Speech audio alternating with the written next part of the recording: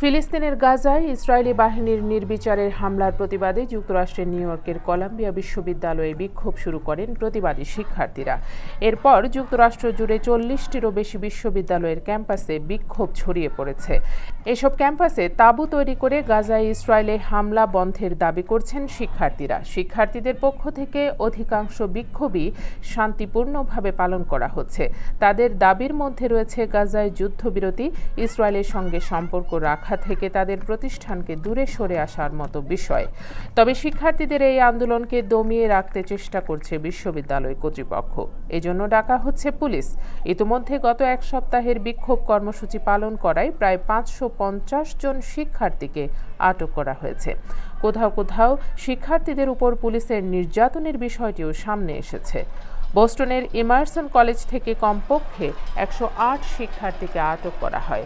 এছাড়া Ohio state বিশ্ববিদ্যালয় থেকে 30 জনের বেশি শিক্ষার্থীকে পুলিশি হেফাজতে নেয়ার ঘটনা ঘটে। কলাম্বিয়া বিশ্ববিদ্যালয়ের প্রেসিডেন্টের বিরুদ্ধে তদন্তের সিদ্ধান্ত 62-14 ভোটে পাশ হয়েছে। গত সপ্তাহে নিউ ইয়র্ক পুলিশকে ক্যাম্পাসে তলব করা এবং শিক্ষার্থীদের তাঁবু ভেঙে ফেলার জন্য তাদের অনুমোদন দেওয়ার সিদ্ধান্তের পর থেকে বিশ্ববিদ্যালয়ের প্রেসিডেন্ট এর বিরুদ্ধে বিক্ষোভ জানিয়ে আসছেন শিক্ষার্থীরা। এদিকে বিক্ষোভকারী শিক্ষার্থীদের পক্ষ থেকে বলা হয়েছে, বৈঠকের পরও বিশ্ববিদ্যালয় কর্তৃপক্ষ তাদের প্রাথমিক দাবিগুলোর ব্যাপারে সম্মতি দেয়নি। ইসরায়েলে বিনিয়োগ বন্ধ থেকে সরে আসেনি। জর্জিয়ার ইমোরি বিশ্ববিদ্যালয়ের শিক্ষার্থীদের উপর রাবার বুলেট ও কাঁদানে গ্যাসের সেল ছোঁড়ে পুলিশ। ওই দিন দর্শন বিভাগের প্রধান নো লি ম্যাকাফিকে গ্রেফতারের পরপরই ক্যাম্পাসে উত্তেজনা ছড়ায়। তাকে গ্রেফতারের আগে তিনি আটলান্টা পুলিশকে শিক্ষার্থীদের তাঁবুর দিকে এগোনোর একটি ভিডিও পোস্ট করেছিলেন। তিনি ওই সময় পুলিশকে থামতে বলার পর তাকে গ্রেফতার করা হয়। ইমোরি বিশ্ববিদ্যালয়ে অর্থনীতির অধ্যাপক ক্যারোলিন ফোহলিনকেও গ্রেফতার করে পুলিশ। সামাজিক যোগাযোগ মাধ্যমে ছড়ানো এক ভিডিওতে দেখা যায়, নিজের পরিচয় দেওয়ার পরও তাকে মাটিতে ফেলে দিয়ে হাতে হাত কড়া পরানো হয়। কলাম্বিয়া বিশ্ববিদ্যালয়ে বিক্ষোভ শুরুর পর শিক্ষার্থীদের গ্রেফতার শুরু হলে ইমারসন কলেজে বিক্ষোভের আয়োজন করে। যুক্তরাষ্ট্র জুড়ে যে বিক্ষোভ হচ্ছে তার মূল কেন্দ্র হচ্ছে ইমারসন কলেজ।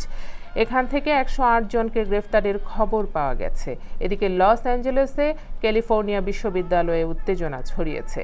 সেখানে ইসরায়েলপন্থী ও ফিলিস্তিনপন্থী শিক্ষার্থীরা মুখোমুখি অবস্থান নিয়ে পরস্পর বিরোধী স্লোগান দেন।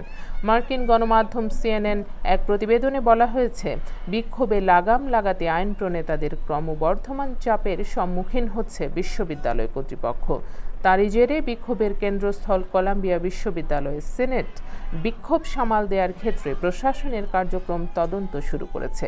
নিউ ইয়র্ক পুলিশ দাবি করেছে, কলাম্বিয়া বিশ্ববিদ্যালয়ের বাইরের আন্দোলনকারীরা শান্তিপূর্ণ প্রতিবাদ কর্মসূচি হরণ করার চেষ্টা করছে।